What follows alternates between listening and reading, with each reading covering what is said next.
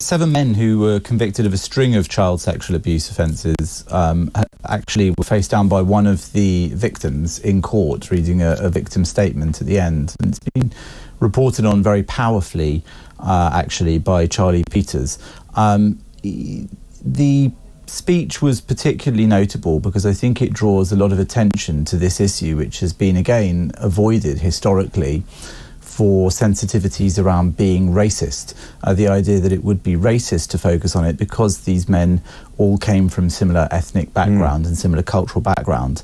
And what was so startling about hearing this victim's statement in court was that she spoke out very bravely about the effect it had had on her. Of course, that sort of abuse, we're talking about rape and abuse which went on for a number of years, involved also getting children addicted to drugs. Young white girls. Yeah. Let's say it for what it is. Very much. Because it's racial on both sides. Yes. Isn't it? And I mean, these girls were 11, 12, 13.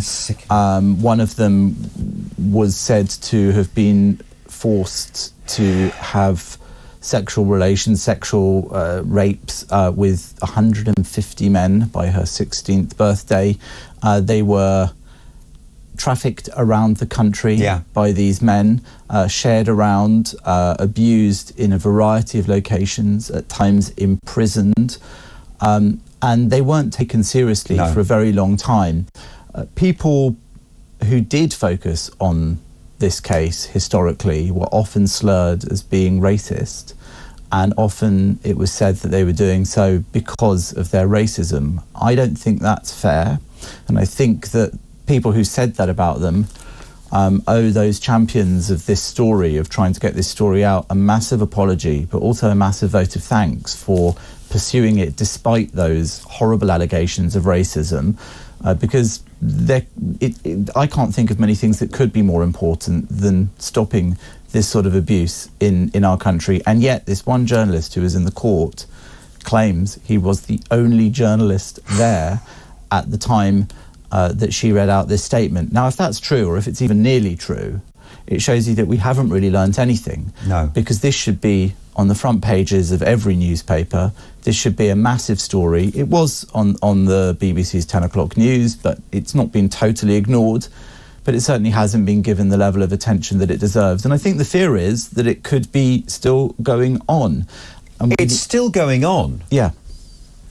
And Andrew Norfolk brought the story to the attention of the world about 10 years ago or more.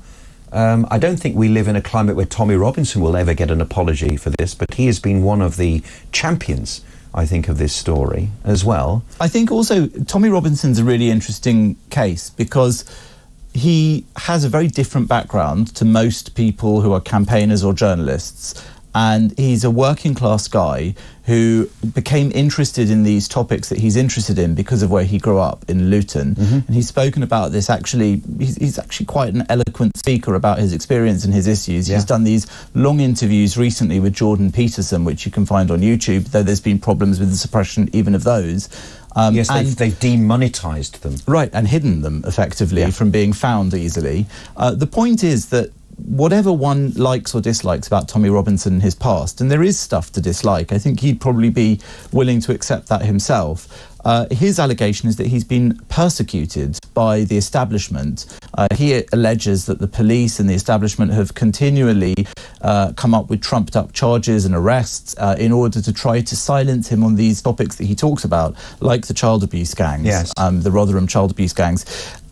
He, to his credit, is one of those personalities who, the more he's attacked and the more he sees the establishment attacking him, actually it just emboldens him. Fights back, And he says it won't silence him, he won't allow them to do that. My problem is this, that if you are somebody that cares about these topics, but you're also somebody that's very concerned about showing support for someone like Tommy Robinson, that's your own choice, and I do understand it. The problem is when there aren't enough mainstream people who aren't Tommy Robinson for you to attack attach yourself to. I think that these are very real concerns that many people in this country have, and yet they don't feel there's anywhere they can go with them. There are no mainstream or serious politicians who they can take those concerns to. And when some do arise, even, let's say, Nigel Farage has touched on some similar topics, there is a massive pile-on to try to trash those people and to paint them as racist and problematic and violent or whatever it might be.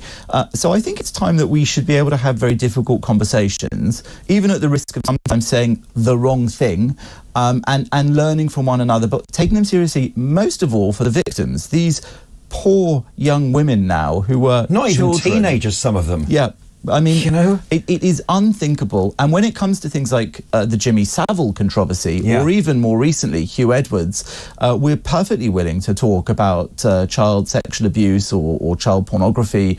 But when it comes to these horrific cases, which are ongoing and much more recent, there is this sort of blanket silence among some parts of the media and society and politicians and the commentariat and the chattering classes, because they're scared it's racist. It's a bit like when the Manchester Arena bomber was spotted. I was about to raise that. And the security guard in I think the inquest said that he didn't want to flag this dodgy guy carrying a rucksack which turned out to be a bomb, because he was scared it would be racist of him to do so. This is a massive problem that we have. We need to be more huge problem. More scared of terrorism and child abuse than we are of potentially being seen as racist for flagging it in certain circumstances. We have to see what that Ariana Grande attack was, and the one which was foiled because Taylor Swift in Vienna decided that the risk was too big, and so she cancelled the concert. And that is that Islamists don't like girls dancing. It was an attack on female freedom of singing and expression. And we have to understand that. To broaden it out to this story, there is also a problem among certain cultures and certain beliefs where people have demonstrably been shown to believe that these white teenage or younger girls were somehow acceptable targets for this kind of horrific sexual abuse and torture. It's not acceptable. And I think calling it out and noticing when there is a cultural or ethnic element to it must be allowed as part of the conversation. In fact, more than must be allowed.